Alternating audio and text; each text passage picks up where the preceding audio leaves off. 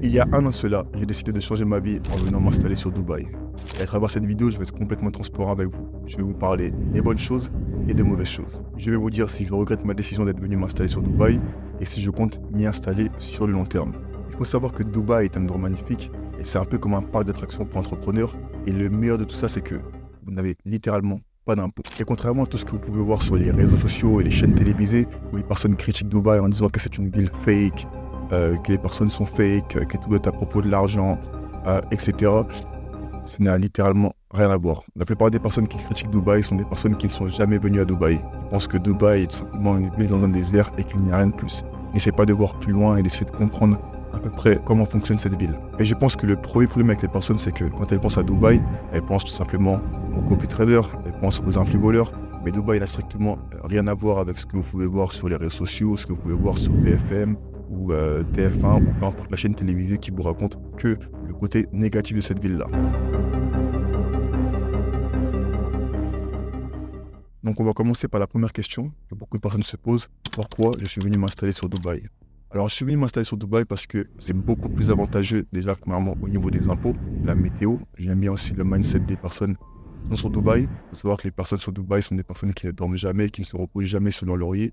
Alors que le mindset français, le mindset européen, c'est plus un mindset où les personnes ne cherchent pas réellement à grandir. Alors que Dubaï, c'est une ville littéralement qui voit grand. D'accord. Et vous pouvez le voir à travers leur building, à travers ce qu'ils essaient de construire. Ils ont construit tout simplement la Palm Jumeirah, la Palm Jebel Ali. Ils ont construit des choses qui ne sont pas visibles partout dans le monde, tout simplement parce qu'il y a une vision derrière cette ville. Et le fait que ce soit l'une des villes qui se développe le plus rapidement au monde, je trouve ça tout simplement inspirant.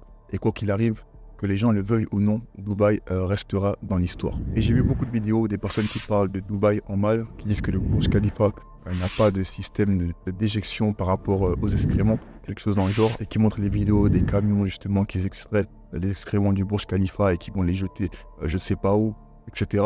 Alors non, ça fait un an que je vis là, je n'ai jamais vu ces camions. Concrètement, tout ce que les personnes disent en étant sur Dubaï, je n'ai jamais vu ça. Et en plus du fait que ce soit une ville qui se développe très rapidement, je trouve que la modernité, les architectures sont tout simplement incroyables. Et c'est beaucoup plus inspirant que de vivre dans une ville normale. Parce qu'en fait, on voit le développement, on voit le travail dur. Et c'est pour ça que la plupart des entrepreneurs viennent justement se caser sur Dubaï. Parce qu'il y a vraiment cette ambiance où vous devez travailler dur et vous ne pouvez pas vous reposer sur vos lauriers. Quoi de plus inspirant que de marcher dans une ville où vous voyez que des voitures de luxe, où vous voyez que des bâtiments modernes. Franchement, ça peut que vous motiver jour après jour. Et quand vous venez ici, vous vous en rendez compte que vous êtes rien en fait. Vous vous rendez compte qu'en générant 15, 20 000, 30, 50, vous êtes littéralement rien parce qu'il y a des personnes qui génèrent beaucoup plus. Des personnes qui génèrent 100 000, 200 000, 300 000, voire le million par mois, voire 2 millions par mois. Ça vous remet directement à votre place et ça vous motive jour après jour. En plus de ça, Dubaï est l'une des villes les plus sécurisées au monde. Mon appartement est tous les jours ouvert. Peu importe où j'ai habité sur Dubaï, j'ai habité à la Marina, j'ai habité à Business Bay. Actuellement, je suis à Business Bay et mon appart est toujours ouvert. Je ne prends même pas mes clés avec moi. Personne ne me vole. Vous pouvez commander chez Amazon, on vous livre directement les colis devant votre porte, personne ne va y toucher. Et ça, je trouve que ça n'a pas de prix. Parce que vous marchez et vous savez que vous êtes en sécurité. Vous pouvez voir des personnes qui marchent avec des Patek Philippe, des Rolex dans la rue. Vous pouvez avoir la voiture de vos rêves, personne ne va venir la rayer. Alors que le problème avec les pays justement de l'Occident, c'est que si vous avez une grosse voiture, que vous avez une montre, et on va directement essayer de vous agresser pour vous prendre votre montre ou on va rayer votre voiture. Et ça, c'est pas cool. Cet aspect sécuritaire, c'est un gros point, c'est un point fort et c'est aussi l'une des raisons pour laquelle j'ai bougé sur Dubaï. Parce que j'en avais marre. Un jour, je me suis réveillé devant mon appartement à Paris. J'avais garé mon vélo, j'avais mis des chaînes et on m'a volé mon vélo. 2 fois d'affilée. Et là, je me suis dit, écoute, ici, ça peut plus durer. Tu te réveilles le matin, déjà, on te met des infos, on te voit la tête, d'informations pourrites, ça veut dire que tout va mal dans le monde. Et en plus de ça, tu gardes ton vélo, tu gardes ta moto ou ta voiture, on te vole, on vient casser la chaîne. Ça, je trouve ça nul et ça impacte beaucoup le mindset. Déjà que quand vous êtes un businessman, vous avez beaucoup de problèmes dans votre journée. Et même de manière générale, dans la vie, il y a beaucoup de problèmes. Mais quand vous venez à ajouter ces problèmes-là supplémentaires à votre vie, franchement, vous pouvez craquer. Et moi, ça m'a fait littéralement craquer. C'est pour ça que j'ai décidé de bouger aussi ici.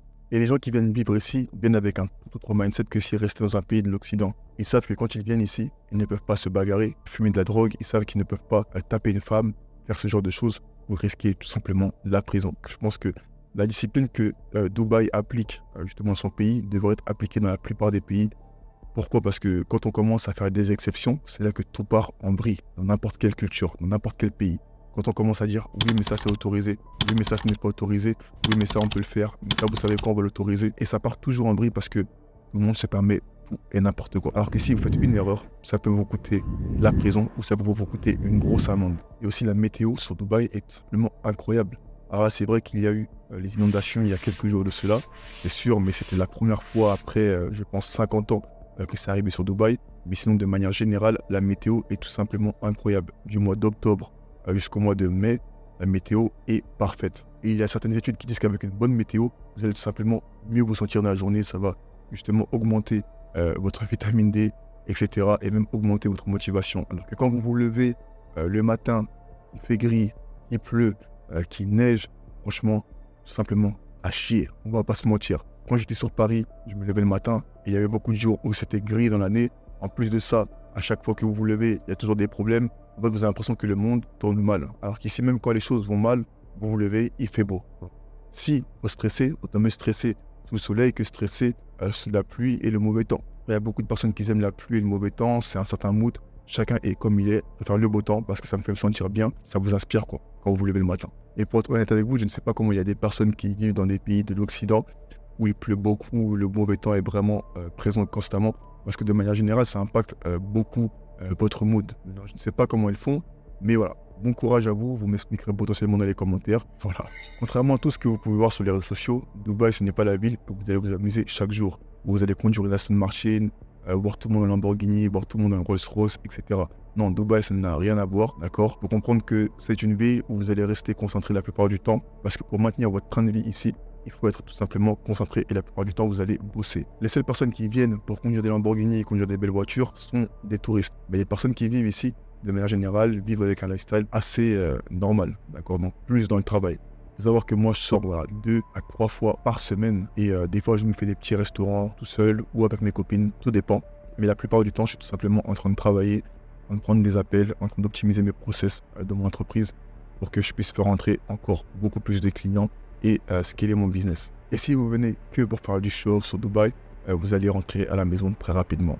Il y a beaucoup de Français, d'Anglais, d'Américains, etc. qui sont venus sur Dubaï. J'ai entendu énormément d'histoires quand je fais du networking où il y a des personnes qui viennent dépenser, faire la mala et puis après par derrière, ils rentrent à la maison parce qu'ils n'ont pas compris exactement comment ça fonctionne. Oui, Dubaï, c'est la première étape. Quand vous arrivez sur Dubaï, vous êtes avec beaucoup de personnes qui ont de l'argent. Vous construisez un bon réseau. Il y a beaucoup de choses à faire parce que c'est une nouvelle ville. Mais si vous ne restez pas concentré, c'est home, à la maison, directement. Et de manière générale, il y a beaucoup de personnes qui pensent que la vie d'un entrepreneur, c'est s'amuser la plupart du temps, mais ça n'a strictement rien à voir. La vie d'un entrepreneur, c'est constamment travailler. Si vous regardez les plus grands CEO, vous regardez Bernard Arnault, qui pèse maintenant à peu près 200 milliards, il va toujours checker ses boutiques Louis Vuitton pour voir exactement si les vendeurs vendent son produit comme il se faut. Il est toujours en train de travailler, toujours en train de faire des nouvelles collaborations, parce qu'il doit rester toujours à jour. Donc si vous vous mettez dans un mood où vous pensez que vous allez construire un business et vous vous reposez par derrière, vous allez tout simplement faire faillite. Est-ce que Dubaï est la meilleure ville pour venir chercher l'amour? Alors pour être complètement honnête avec vous, non. Dubaï n'est pas la ville pour chercher l'amour. Parce que les femmes qui viennent ici, ou les hommes qui viennent ici, ont simplement un état d'esprit où ils veulent avoir plus. C'est-à-dire que les femmes qui vont venir ici auront des standards beaucoup plus hauts que les pays de l'Occident. Elles vont venir pour venir chercher un homme qui va littéralement changer leur situation. C'est-à-dire qu'elles vont chercher un homme qui sera là pour payer toutes leurs factures, qui sera là pour payer leur loyer, tous les restaurants, etc. Ce n'est pas une mauvaise chose. Mais en fait, elles seront trop axées sur ce que l'homme peut apporter et non réellement la personne qu'il est. Et ça peut être un problème parce que si vous datez des femmes ici, vous ressentir un peu le côté fake et matérialiste, qui est une chose qui va un peu vous repousser. À prendre une photo avec le logo de la voiture par derrière, ça peut être une Lamborghini, une Rolls-Royce ou je sais pas, une Mercedes. À prendre en photo le tableau de bord, ça se ressent une personne qui est là pour vous ou une personne qui est là pour votre matériel. Ça se ressent très rapidement. Et en plus de ça, elles viennent dans cette ville avec la mentalité où elles ont vu d'autres femmes sur les réseaux sociaux poster des photos sur le pont de Meydan avec une Rolls-Royce, à côté du Burj Khalifa, dans les meilleurs restaurants à 300 €. Elles se disent, moi c'est ça ou rien. Je suis venu pour chercher ça ou rien. C'est très dur de trouver la personne idéale sur Dubaï, si vous cherchez à savoir. Et du côté des hommes, c'est aussi dur pour nous de construire une relation avec les femmes, parce que nous on vient dans un mindset où on est là pour bosser. Et elles, du coup, elles veulent votre temps, elles veulent votre attention. Et vous n'avez pas le temps, justement, de donner votre attention constamment à une femme. Vous êtes là pour pouvoir établir votre objectif, pour faire beaucoup plus d'argent, pour construire une vie. Ça veut dire que vous, de l'autre côté, vous venez bâtir une vie qui va être incroyable, gagner beaucoup plus. Donc du coup, vous n'avez pas vraiment de temps. Et d'un autre côté, ces femmes-là viennent juste dans votre vie pour pouvoir bénéficier de votre travail et de votre matériel. Donc, ça fait que ça devient une ville qui est assez compliquée pour se mettre en couple. Alors, au niveau des taxes sur Dubaï, c'est très avantageux parce que si vous gagnez 100 000 euros, vous avez 100 000 euros dans votre poche. Alors, tout va dépendre parce qu'il y a une nouvelle loi qui s'est mise en place. Ou si justement vous gagnez 100 000 euros avec un business aux UAE, et bon, du coup, vous avez 5% d'impôts, voire 9% d'impôts si je ne me trompe pas. Dans tous les cas, vous irez regarder. Sans vous mentir, je fais cette vidéo-là complètement naturellement. Je n'ai pas fait de recherche spécifique. Mais du coup, dépasser un certain chiffre d'affaires pour commencer à payer des impôts. Ça veut dire que vous êtes déjà assez loin. Et contrairement à la France, vous allez générer 100 000 euros et où on va vous en demander 40 000 voire 30 000. Ici, vous touchez l'entièreté de vos 100 000 euros. Si vous les avez fait justement, par exemple, en ligne. Et si vous les avez fait sur le territoire, du coup, ils vont vous facturer un petit pourcentage qui n'est pas mauvais. Et cela vous permettra de gagner double que ce que vous gagnez dans un pays comme la France. Alors, je n'ai aucun problème avec le fait de cotiser en France, mais c'est vrai que 40%, donner 40% de ce que je gagne, ça me fait un peu chier. Parce que j'ai toujours été la personne qui travaille dur et qui pense que tout est au mérite. Alors oui, ces aides sont bien, elles peuvent aider certaines personnes, mais je pense qu'il y a beaucoup de personnes qui s'en profitent beaucoup trop, et du coup ça monte beaucoup trop les impôts, et c'est assez exaspérant. Concernant l'aspect culturel, il y a beaucoup de personnes qui vont dire que Dubaï n'a pas réellement de culture, alors que c'est complètement faux. Moi, je trouve qu'ils ont réussi à se construire leur propre vibe. Quand vous voyez les infrastructures, un peu comment c'est construit, etc., ça reprend un peu, on va dire, New York et les plus grandes villes d'ailleurs, tout simplement aux US, comme Los Angeles, quand vous regardez les plages de Dubaï et quand vous regardez les gratte-ciels, ça fait penser un peu à New York. Savoir que les gratte-ciels sur Dubaï sont beaucoup plus grands, rien que vous partez à la marina, les immeubles de base sont plus grands justement que les immeubles sur New York. Au niveau de la nourriture, contrairement à ce que beaucoup de personnes peuvent penser de Dubaï, où ça va être que de la nourriture arabe, etc., non, ça n'a strictement rien à voir. Il y a tous les restaurants des US qui ont été importés sur Dubaï.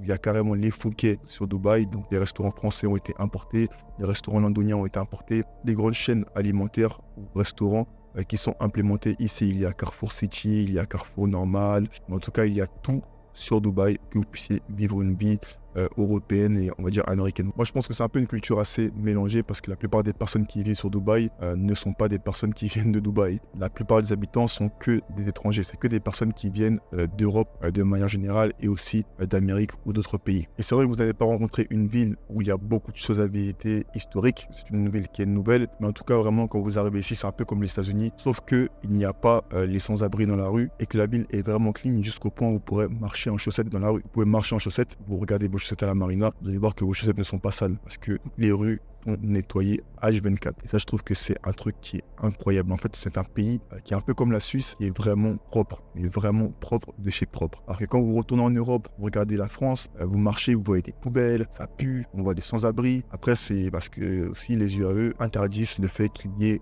des sans-abri. C'est illégal d'être sans-abri ou de manger aux UAE. Donc en parlant de légalité, des choses strictes sur Dubaï, on va passer aux lois. Est-ce que vous n'avez pas le droit d'embrasser une fille dans la rue ou de faire des câlins dans la rue? Ou est-ce que vous n'avez pas le droit justement de vous énerver contre quelqu'un? Je vais vous y répondre tout de suite. Ça, c'est complètement faux. Vous pouvez embrasser une fille dans la rue, vous pouvez faire un câlin à une fille dans la rue, vous pouvez l'embrasser dans le taxi, il va rien se passer. Apparemment, Dubaï, lié à ce fort taux d'immigration des personnes qui viennent des pays de l'Occident, de l'Est, etc., on va dire se sont un peu plus relaxés au niveau des règles. Ça veut dire que vous pourrez être tranquille à ce niveau-là si vous venez avec votre copine. Un grand nombre de personnes pensent aussi que vous n'avez pas le droit de boire sur Dubaï.